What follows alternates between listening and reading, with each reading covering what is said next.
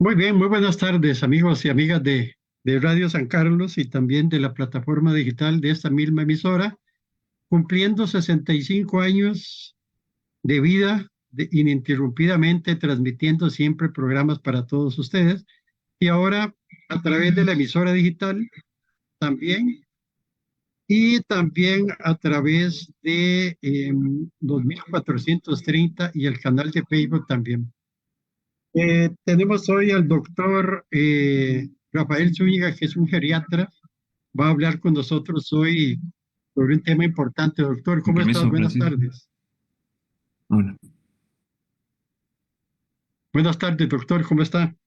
Bien, Esteban Francisco, disculpa, es que a ver, de las tres sesiones que estamos abiertos, habían dos, entonces creo que su introducción quedó bajo un eco, entonces no sé si fue clara la introducción del tema, para que yo sí pudiera repetirla. Sí, sí, claro.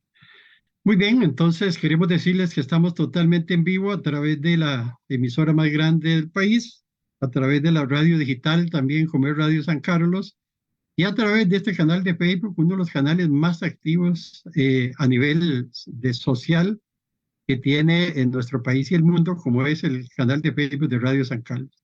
Estamos en Salud de Vida. Hoy vamos a tener como invitado al doctor Rafael Zúñiga, que es un geriatra que nos va a acompañar desde San José, doctor. Queremos saludarle. Buenas tardes y ¿cómo está el tiempo por allá en San José? Ah, no, eh, bueno, ahorita me tuve que mudar, pero ya no estoy viviendo en San José, estoy viendo un poquito más hacia el lado de Cartago, pero por acá estaba bastante soleadillo, aunque si no llovió un poquito más temprano. ¿Y ustedes cómo están por allá? Estamos bien, doctor. Un poco de lluvia aquí en la parte de las montañas. Tal vez usted ha visto lo que es las noticias, ¿verdad? Un poco preocupados con Ujú. este parque del agua, que es un terreno que está muy minado debido a una serie de volcanes que existen aquí muy cerquita de Ciudad Quesada, pero que Ujú. la gente estamos pendientes siempre a ver qué es lo que pasa.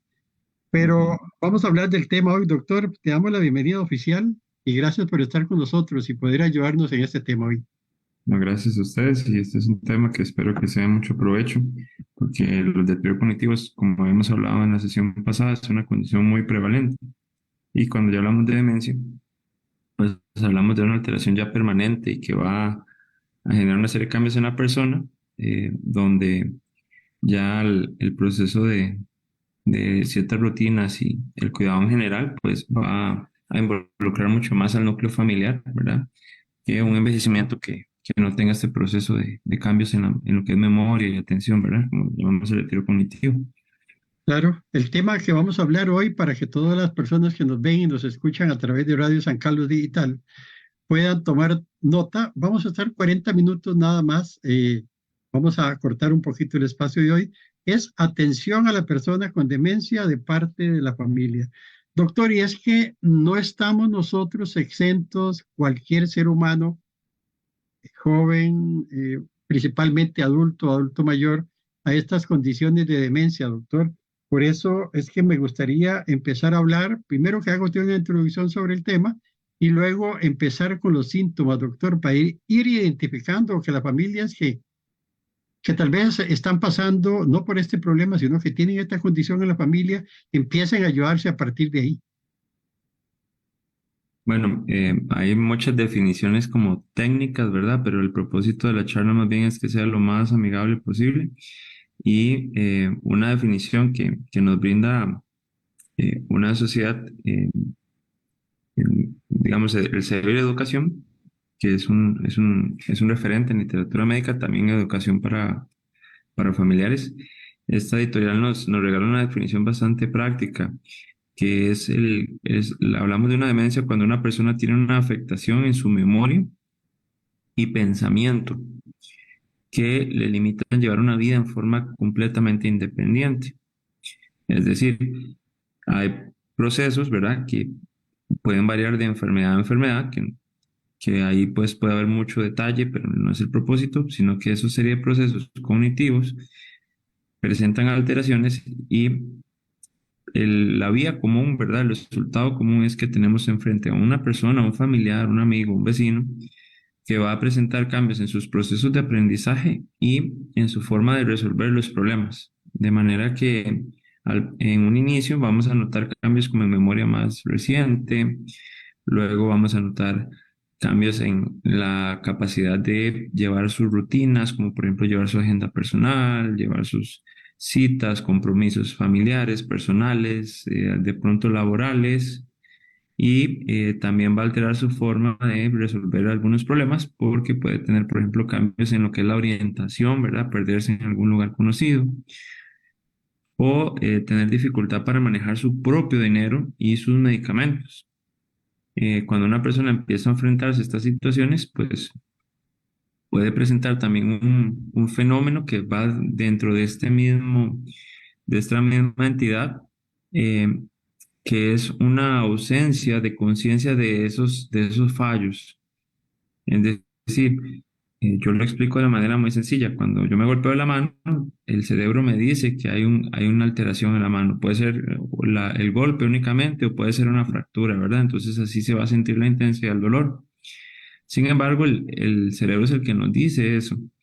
Cuando tenemos algún cambio cognitivo, nuestra función cerebral tiene alteraciones que nos impiden de reconocer que están apareciendo esos vacíos o esos cambios en la memoria. Entonces yo uso el término parches, ¿verdad? Porque es como una parte de ese lienzo que está faltando y que puede ser crítico para interpretarlo, ¿verdad? Entonces, si estamos tratando de ver algo que parece redondo, pero no vemos que tiene, por ejemplo, ciertos límites o ciertas limitaciones, entonces no sabemos si es una luz, si es una rueda, si es una tapa de una alcantarilla o si eso redondo que estoy viendo a la distancia es un balón. Entonces, cuando hay algún faltante en la información, pues la interpretación que generamos, la forma en que nos comportamos empieza a cambiar mucho y ahí es donde la familia empieza a notar que la persona tiene alguna situación que le afecte. Puede ser que haya gastado mal su pensión, que haya pagado dinero doble, que haya guardado las llaves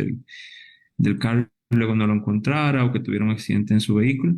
Y pues ahí ellos, por lo general, acuden a su médico de atención primaria y pues ahí de ahí se le refiere para alguna valoración cognitiva, ¿verdad? Cuando se identifica que esa situación pues ya tiende a ser persistente. Doctor, y es que en ese momento que usted habla con esa sintomología, con esos síntomas, ya entra un cambio social prácticamente, no solo en familia, en la estructura, como usted le dijo al principio, si es una persona muy conocida, si es una persona muy sociable dentro del caserío, dentro del barrio, empieza a manejarse una situación de cambios de estilo de vida diferente, y ahí es donde esa persona prácticamente va a necesitar la ayuda no solo de las personas que están más cercanas, sino prácticamente de todo el entorno social, doctor. Y exactamente, ahí es importante pues reconocer primero que hay un cambio y luego hay que establecer como un vínculo diferente, ¿verdad? Porque pues el vínculo que existe ya entre una familia y un amigo ya está, pero en este espacio debe haber una comprensión más de parte de la familia de cómo esos cambios interfieren, ¿verdad? En ciertas tareas, de manera que se le permita a la persona vivir de la manera más plena, interactuar, socializar, que se sea consciente que hay una condición en su salud más que más no así asumir una conducta que de pronto sea negativa, como por ejemplo infantilizar o tener alguna serie de conductas negativas donde la persona se restringe demasiado en su identidad, en su forma de ser, y pues eso pues desencadena también algunas situaciones que no son frecuentes en la consulta, que son diferencias, ¿verdad?, entre familiares e hijos a la hora de tomar decisiones. Que es importante pues entonces integrar el conocimiento de esos cambios para articular y fomentar la autonomía de la persona. Por Doctor, ejemplo, si la y persona... es que en ese momento entra en juego lo que es una hábil comunicación de parte de la persona que lo cuida, de parte de la familia, de parte de los amigos, para Exactamente. poder no hacerse o no acelerar el proceso que esa persona está pasando. ¿Es cierto o no, doctor, lo que pienso yo? Exactamente, porque por ejemplo podemos definir escenarios.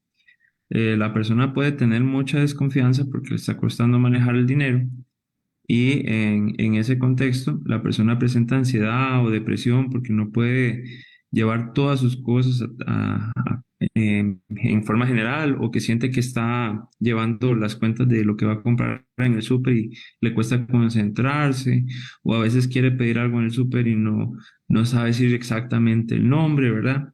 Y era una cosa que la persona hacía y que le daba mucho significado porque era su forma de ayudar en la familia.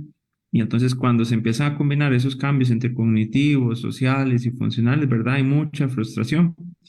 Entonces, como parte de la comunicación va a involucrar que saber reconocer esos momentos de frustración, ¿verdad? Y tener una comunicación más asertiva. Lo primero es tratar de identificar cuál es la situación que está llevando al cambio de conducta en la persona, ¿verdad? Si es frustración, si es enojo, si es soledad, ¿verdad? Si es como inseguridad a la hora de hacer una tarea. Entonces, si la persona siente que ya no se siente segura, por ejemplo, saliendo a caminar muy tarde, porque ya se le empiezan a confundir los lugares, porque ya no hay una adecuada luz. Entonces, bueno, reconocemos que en ese momento hay algún temor, alguna incomodidad, o que también le cuesta mucho manejar el dinero de manera de contado. Entonces es mejor de pronto usar una tarjeta de débito y ponerle un límite a la tarjeta de débito y que esa persona maneje con facturas. Entonces se genera una serie de estrategias, ¿verdad? Y se genera una comunicación donde se le dice a la persona, bueno, vamos a involucrarnos socialmente en X o Y actividad, ¿verdad? Pero vamos a hacer una serie de modificaciones de manera que lo podamos hacer de una manera segura y generar un puente, ¿verdad? Entre esta persona que ha llevado toda una vida independiente y que de una manera que muchas veces puede tardar muchos años en desarrollarse, pero que la persona lo siente como muy abrupta, porque también pierden la noción mucho del tiempo, si ha sido un mes, un año, de cuánto ha venido pasando el cambio, y cada día hay que vivirlo como si fuera el primero. Y ahí la comunicación es muy importante y saber reflejar esos sentimientos que la persona tiene, ¿verdad? Eh, Formas de comunicarnos mejor incluye, por ejemplo, tratar de hacer preguntas muy cerradas, ¿verdad? Entonces, si vamos a escoger las cosas que vamos a comprar, bueno, vamos a hacer una lista y en la lista vamos a manejar las opciones que son más prioritarias y que esa persona pueda llenar esa lista dándole opciones. Vamos a comprar entonces una caja de leche o una caja de mantequilla, por ejemplo, no ponerle una lista muy grande, muy compleja. Y a través de esas opciones más sencillas y con instrucciones muy cortitas, paso por paso, en un proceso que antes era muy automatizado, pues que se pueda separar en pequeñas partes para poderlo completar. Y de esa manera, sin tener que violentar el espacio y las decisiones de la persona que quiere hacer, por ejemplo, con su pensión, se le puede ayudar a completar esa tarea.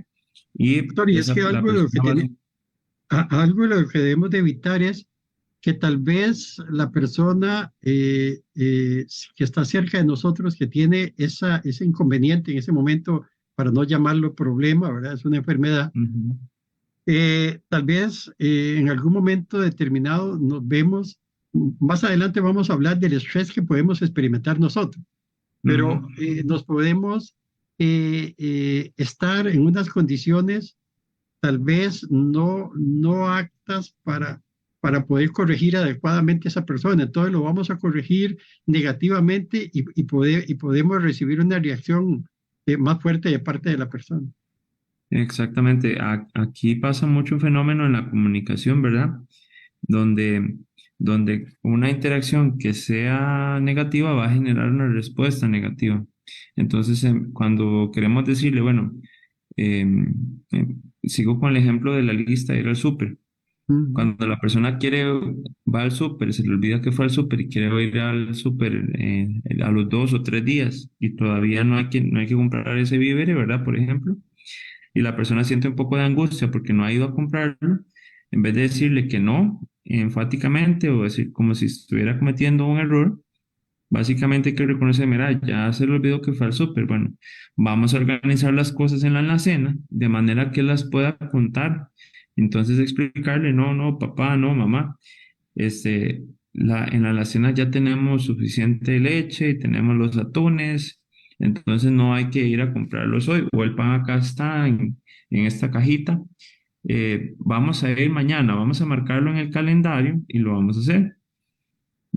Muchas veces obviamente la pregunta vuelve a surgir y entonces ahí es donde pueden aparecer las sensaciones de frustración, ¿verdad? Porque hay un proceso que vemos tan natural, ¿verdad? Como saber que ya algo está hecho y que la persona lo pregunte muchas veces.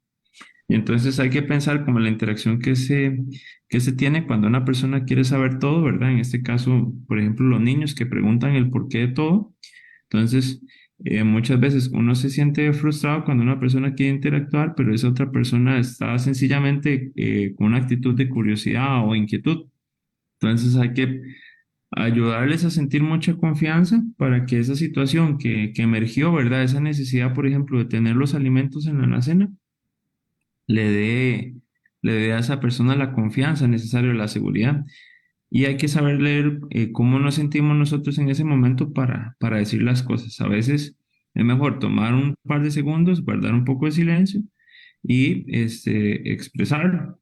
Y también ahí es importante pues que haya acompañamiento en la comunicación y en el proceso de cuidado, no solo de una única persona, ¿verdad? A veces hay apoyos que pueden ser desde el mismo núcleo familiar hasta apoyos comunales, ¿verdad? O espacios, ¿verdad? Como por ejemplo algunos centros diurnos o algún espacio de algún salón comunal o algo donde haya alguna actividad y que esa persona pueda participar, desestresarse un poco y permitirle al cuidador tener su válvula, ¿verdad?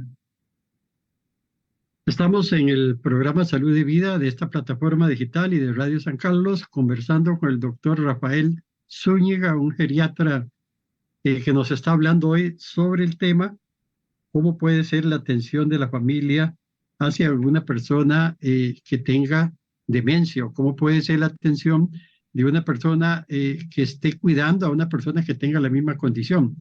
Ahora bien, doctor, si nosotros en nuestras familias logramos identificar algunos de estos síntomas que usted nos ha explicado, pero un poco más leves, es necesario Ujú. buscar ayuda profesional, localizar un médico especialista para que ya nos abra el abanico de que está existiendo el problema o la enfermedad en esa persona. Claro, eso es bastante importante porque hay todo un espectro en el diagnóstico, ¿verdad? Hay personas que podemos decir que tienen un deterioro cognitivo leve, donde algunas serie de estrategias puede ayudarnos, donde se puede considerar ciertas estrategias de estimulación cognitiva, orientadas, estructuradas, ¿verdad?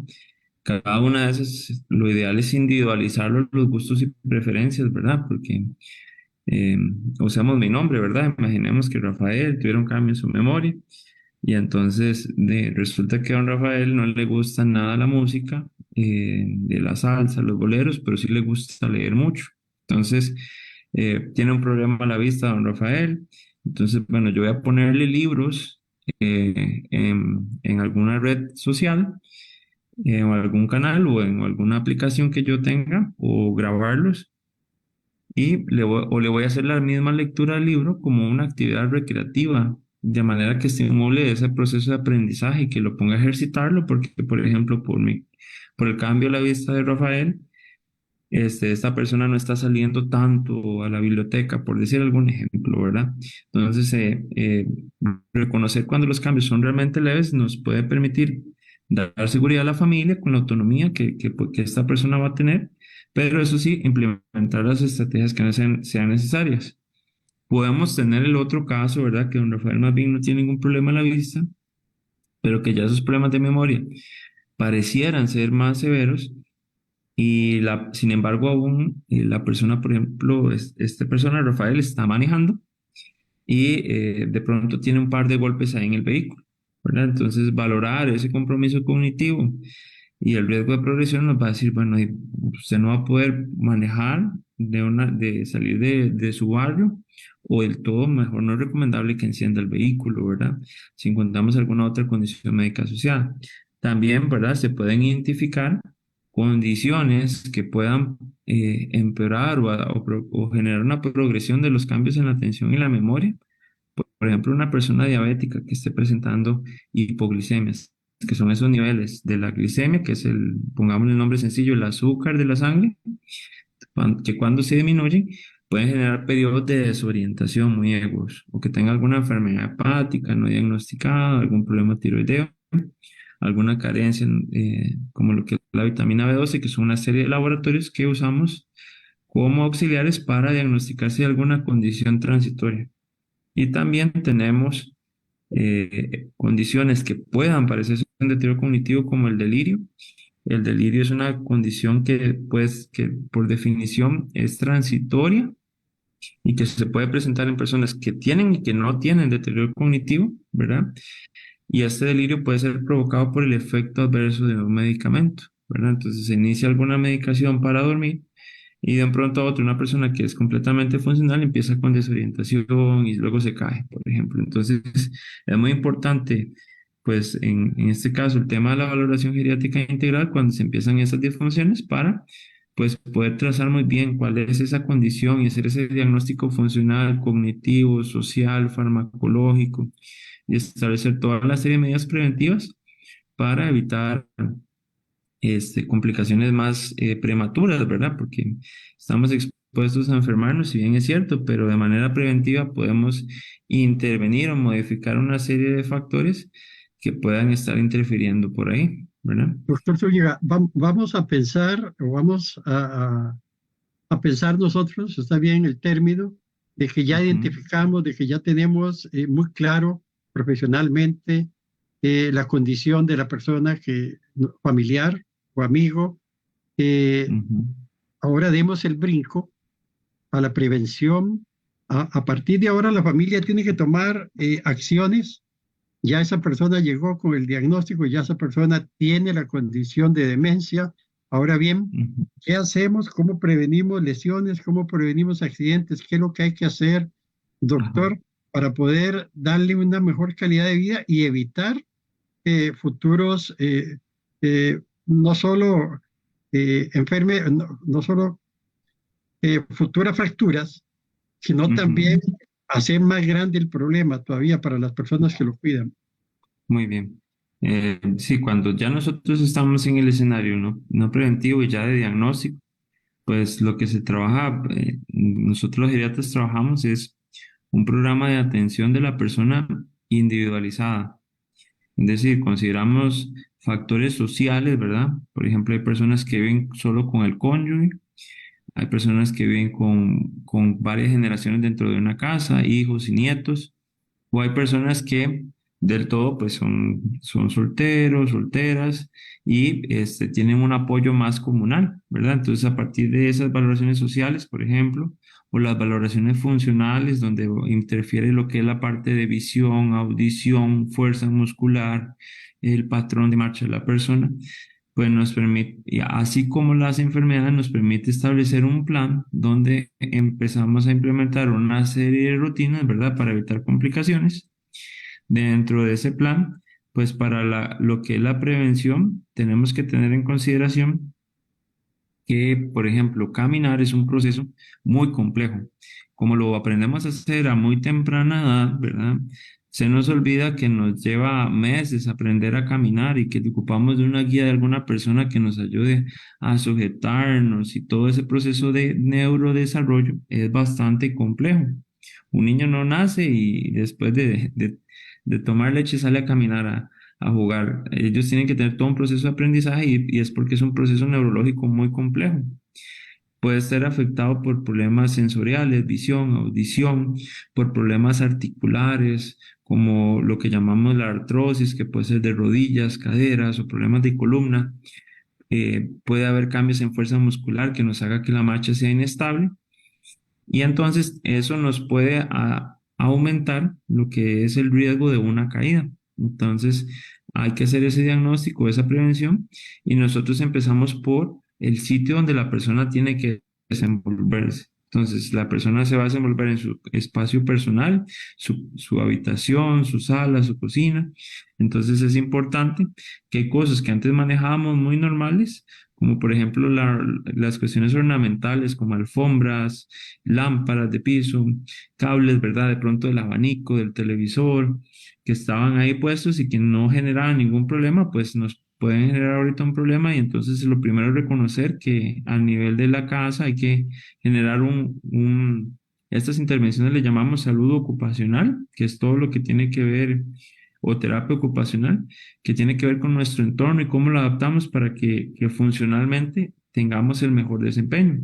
De pronto vamos a ocupar alguna barra en el baño, vamos a ocupar tener pisos secos, ¿verdad? No dejar el piso mojado, eh, tener buena iluminación, tener adaptaciones para que el acceso de la cama al baño sean los más adecuados y seguros. Ahí se pueden usar herramientas como sujetadores, sillas en el baño, no usar algún tipo de cera o algo que permita limpiar el piso, pero que lo deje muy resbaloso. Hay que tener mucho control sobre lo que es el calzado, ¿verdad? A nivel de Costa Rica, ¿verdad? Las pantuflas y las sandalias es algo que se usa de manera prácticamente religiosa, ¿verdad? Todo el mundo tiene sus pantuflas, tiene sus sandalias, es el regalo de la Navidad, ¿verdad? De Y costumbres. ese tipo de calzado ya se nos convierte en algo muy peligroso. Eh, Alfombras antideslizantes en el baño. Hay ciertos espacios que son más peligrosos, ¿verdad? Pues allá cuando me tocó trabajar en hospitalización, tuve caso de una señora que optó por subir una superficie empinada que era en su patio, lo hizo en una superficie más mojada y pues esa superficie le precipitó una caída y terminó con su fractura de cadera. Esta señora pues no tenía un deterioro cognitivo, pero no hizo el control de salud ocupacional necesario. De pronto, tener alguna cuerda, algo que sujetarse, adaptar como gradas dentro de ese espacio hubiera sido más seguro. Y cuando ya hablamos de que hay un deterioro cognitivo, a pesar de que la persona tenga una fuerza apropiada, un equilibrio apropiado, pueden haber periodos de descoordinación de la marcha que precipiten una caída o cambios en la toma de decisiones. Por ejemplo, otra historia, ¿verdad? Con las superficies de las casas, corresponde a una persona que quería alimentar a su perico un día que estaba lluvioso. Pudo haber esperado perfectamente que pasara la lluvia o usar una superficie diferente, pero la persona optó por subirse a una tabla que estaba mojada para alimentar el perico en ese momento porque tenía esa intrusión y quiso hacerlo y pues se cayó y terminó con sus lesiones, ¿verdad? Entonces hay ciertos espacios de la casa que se pueden aislar funcionalmente y si es muy importante para la persona porque es el patio y ahí tiene sus flores y quiere cuidarlas, pues programemos un momento del día para hacerlo, ¿verdad? Pero hay ciertos objetos que tenemos que tener con seguridad, ¿verdad?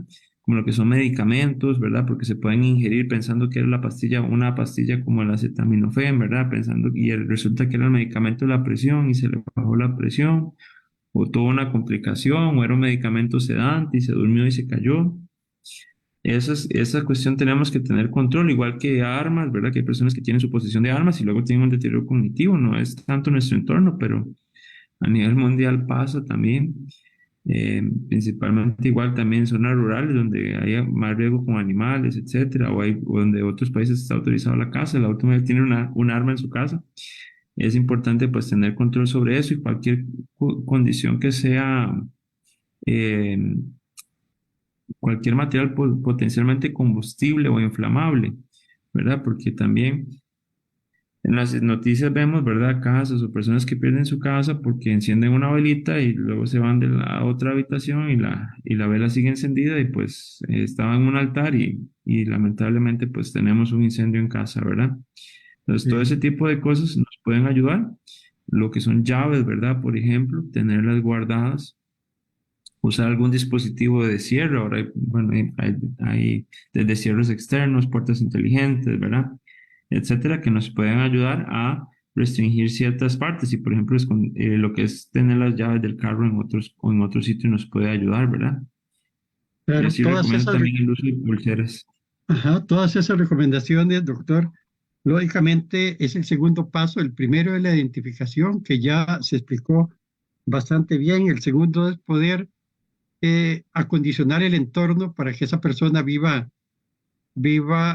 su vida sin tener ningún tipo de accidentes, ¿verdad? Ujú, Más bien siendo involucrado en algunas actividades. Y podríamos hablar de la ayuda, porque esa persona va a tener una vida diaria, igual como la tenemos nosotros, se va a ujú, levantar, va a desayunar, va a hacer las mismas actividades que ujú, nosotros, lavando los dientes, no se tiene que bañar. ujú, Hay un punto sobresaliente que me llamó la atención, que dice que la persona que lo cuida o los familiares que tengan cuidado de esa persona tienen que ser motivadores, pacientes, brindar el apoyo y mantener la calma, doctor, Ujú. porque esa persona, eh, o estamos hablando del tema, la atención a una persona que tenga esa dificultad no es sencillo, doctor, ni es fácil también. Podemos hablarle con toda sinceridad a la gente que nos ve y nos escucha, ¿verdad? Que hay que tener tranquilidad a la hora de atender a una persona. Claro que sí. Hay ciertas estrategias, ¿verdad? Para no extenderme muchísimo con este tema, lo que nosotros planteamos siempre es como el manejo de una rutina, donde involucramos el aseo personal, el uso del baño. Podemos hacerlo inmediatamente posterior o anterior al desayuno para vincular ciertas rutinas o cuestiones reflejas como levantarse, sentir hambre y comer, ¿verdad? Podemos plantear, por ejemplo, vamos a levantarnos, vamos a desayunar, luego el mismo comer nos ayuda a tener movimiento intestinal. Si la persona puede hacer el hábito de defecar en la mañana, le va a ayudar un montón, ¿verdad? Porque ya va a evitar estreñimiento, otras condiciones. Posteriormente a eso, pues como ya hizo sus necesidades y demás, ya es un buen momento para asearse y se van anclando las actividades durante el día de manera que esta persona pueda cumplir todas sus necesidades. Además, se le insta al familiar, ¿verdad? Porque ellos tienen sus roles personales de que traten de llevarlo en paralelo. Entonces, yo me levanto y yo desayuno con mi familiar. Después de que va al baño él, pues lo ayudo a bañarse y luego otro familiar lo cuida mientras yo me baño. Después nos desplazamos a la sala, hacemos algún ejercicio de estiramiento que es la persona le puede ayudar y al mismo tiempo hacer una propia sesión de estiramiento o ejercicio para mantener su salud física. Luego, cuando se pueden desplazar a la sala y realizar algunas actividades en conjunto para que la persona vaya llevando su rutina, ¿verdad? Tanto el adulto mayor como el cuidador, porque el cuidador tiene que estar al tanto de, por ejemplo, limpiar la sala, recoger las cosas, hacer oficios domésticos. Entonces puede acompañarle en la cocina, prender el radio, ¿verdad? Escuchar su programa de radio, interactuar con la persona mientras está limpiando, recogiendo, ¿verdad? Y además, crear una rutina le da al cuidador la confianza de que va a hacer las cosas necesarias, le va a dar esa seguridad a nivel personal de que está siendo competente con todos los cuidados y además le permite ir distribuyendo las tareas y puede plantear sus periodos de descanso como cuidador y puede plantear, este, por ejemplo, si tengo alguna meta a corto plazo, puedo ir dividiéndola en etapas hasta que yo la pueda conseguir, ¿verdad? De manera que tampoco el cuidador sienta que está perdiendo sus actividades, sus rutinas, sus contactos sociales y el cuidador pueda velar por sí mismo, ¿verdad? Si manejamos muy bien una rutina y dejamos a la persona bañada, alimentada y al cuidado de otra persona, yo puedo, por ejemplo, ir hasta mi propia cita médica, ¿verdad? Son cosas que el mismo cuidador tiene que echar para su saco. Entonces, crear una rutina les ayuda a ser mucho más resolutivos con la persona, a ayudar a programar las horas de despertarnos y acostarnos y les va a dar mucho más solvencia para resolver sus problemas día a día y todo eso va a generar más confianza en el cuidador y cuando el cuidador está con esa confianza, pues se siente más satisfecho y esa relación o esa percepción de autoconfianza se le transmite mucho más fácil a la persona que estamos apoyando, ¿verdad? Doctor, qué importancia tiene el que esa persona que esté en esa condición en ese momento se mantenga ocupado, o sea, que no, si tiene sus condiciones físicas disponibles, que no sea una persona que se mantenga solamente acostado o solamente viendo televisión, hasta dónde eso lo puede perjudicar y hasta dónde el ejercicio le va a facilitar también una mejor calidad de vida. Ok, muy bien. Entonces, hay muchos temas, ¿verdad? Como por ejemplo lo que es el movimiento intestinal. La persona físicamente activa tiene un mejor movimiento intestinal, tiene una mejor movilidad de secreciones respiratorias, que hay mucha enfermedad pulmonar, ¿verdad? Por cocinar con leña, por tabaco, o por problemas pulmonares previos. Ayuda mucho con lo que es la movilidad articular, a evitar el dolor. Ayuda mucho más con el equilibrio, la fuerza, permite hacer procesos como lo que es el vestido, ¿verdad? Es decir, levantar el brazo para ponerme la camisa o enjabonarme la espalda o levantarme hacia el baño o hacia el comedor. Además, va a ayudar a evitar, por ejemplo, lo que son contracturas. Un tendón, pensémoslo con la rodilla, ¿verdad?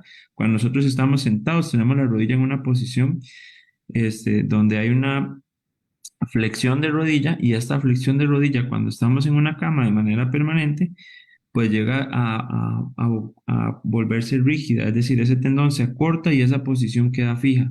Entonces eso condiciona dolor y predispone que en etapas más avanzadas de demencia, pues aparezcan úlceras. Entonces, realizar ejercicio nos permite incorporar las rutinas, mantener muchos órganos y sistemas con adecuada movilidad, da mayor calidad de vida, mayor percepción de competencia por la persona, facilita el cuidado y además ayuda a regular mucho el sueño, ¿verdad? Entonces, es como realmente una pastilla para tomarse todos los días respecto a la salud y hay ciertas actividades físicas que se pueden adecuar aún en personas con demencias tempranas o moderadas.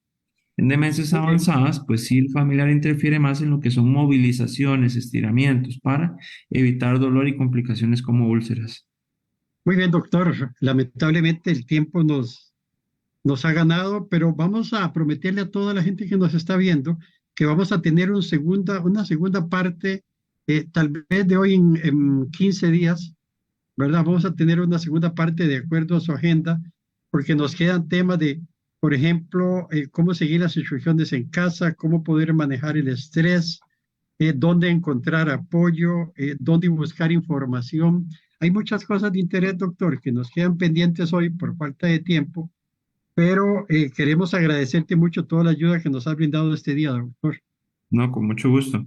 Ahí coordinamos, igual también considerando que ya el mes de agosto va a tener sus espacios también familiares con que el Día de la Madre y demás, pero ahí buscaremos entonces próximamente la fecha para que se pueda estar anunciando, ¿verdad? En Claro. en el radio.